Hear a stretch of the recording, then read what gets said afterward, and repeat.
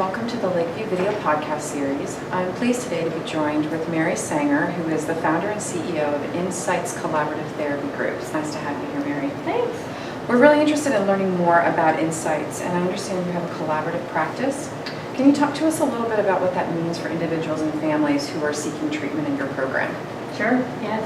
So I think how that really benefits individuals and families is that we recognize that everybody is part of a system or many different systems, and that we don't really follow the model that there's an identified patient within a family, but that if one person is struggling in a family, the whole family is struggling in various ways.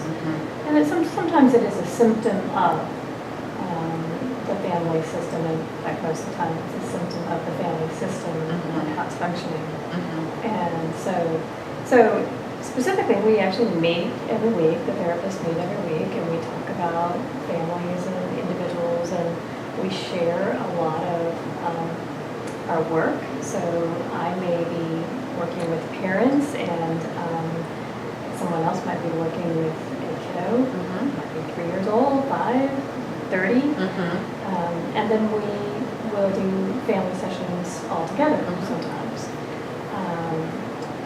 When there are many different therapists involved, we may have 3 or 4 therapists in the family sessions. Wow. So we really work to sort of model actually systems as well. Yeah. Which is so important when you're dealing particularly with issues around addiction and mental health disorders. I think too many times families think that it's just one person that's responsible for the dysfunction, and that it almost becomes an enlightening opportunity when they realize that it's really the entire family system that's impacted.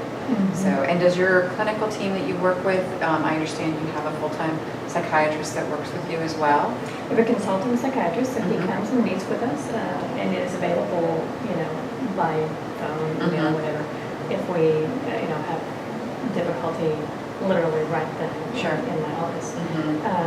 And we share many clients with each other, which I find supportive for the client, absolutely, and I think they really enjoy it, that they know. For some clients, seeing a psychiatrist is intimidating, and they're not exactly sure why that needs to be happening, and the benefit or the difference between seeing a psychiatrist versus seeing just their family practitioner.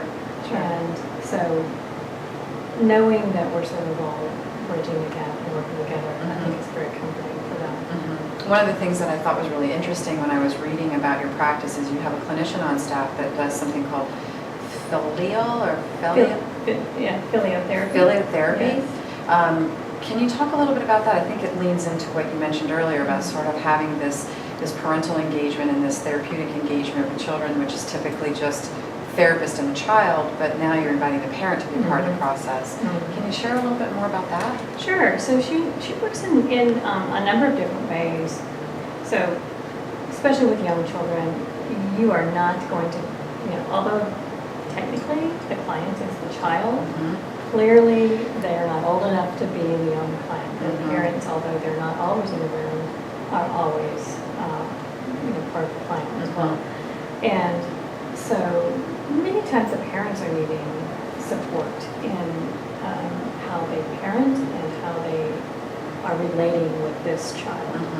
And so there's a number of different ways that Laura might work with parents. She might record sessions that she's having with the child, and then sits with the adult and sort of goes through that and points out some various ways in which she might have responded, to the child in session, and that's really helpful for parents.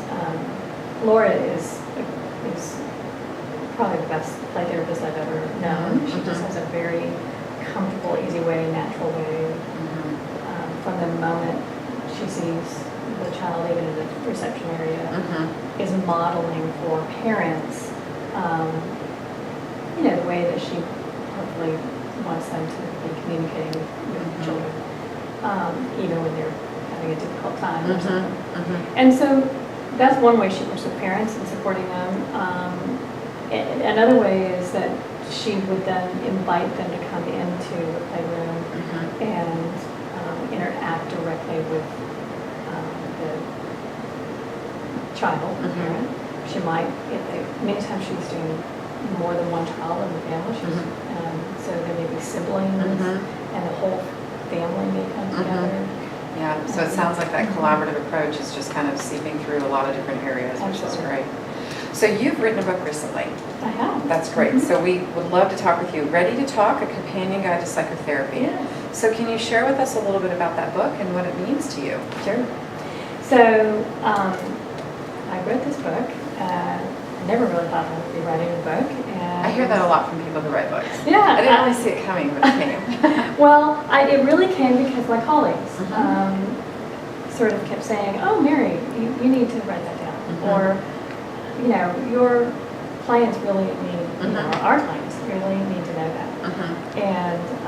And so I finally just said, okay. And so I sort of started doing that. And I wasn't positive what form it might take, but basically, so for people who've never been in therapy, I think it's a great resource for them to have some idea of what's the process and what to expect and what's going on, you know, maybe what I'm thinking, or whoever the therapist is.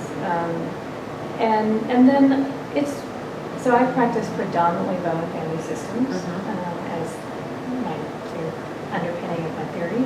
And in Bowen, there's a lot of sort of psychoeducation that's just going on in the process of doing therapy with individuals or families, couples. And so I don't really hold that approach that says, I'm the therapist and I know, and I'm not actually going to tell you the things I know. I'm just going to do them. I'm the very opposite. I want my clients to know as much information as I know, if I can, so that they can then use that information and go out and make use of it.